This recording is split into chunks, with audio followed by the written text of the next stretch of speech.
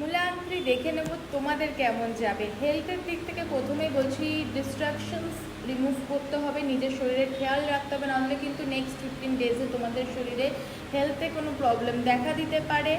And কেরিয়ারে যেটা দেখতে পাচ্ছি নেক্সট 15 ডেজে একটু হোপলেস ফিল করতে পারো তোমরা কেরিয়ার নিয়ে, যারা অনেক দিন ধরে অনেক কিছু হঠাৎ করে, এটা তাদের জন্য বলছি যারা কিছু চেষ্টা করছো করার বা কোনো অফার পাওয়ার জবের ক্ষেত্রে বা বিজনেস শুরু করার, তাদের জন্য বলছি হোপলেস হবে না, টেনশন করবে না, অপরচুনিটি আসবে, একটু পেশেন্স রাখতে হবে, যেটা নেক্সট 15 ডেজে তোমরা ফিল করতে পারো।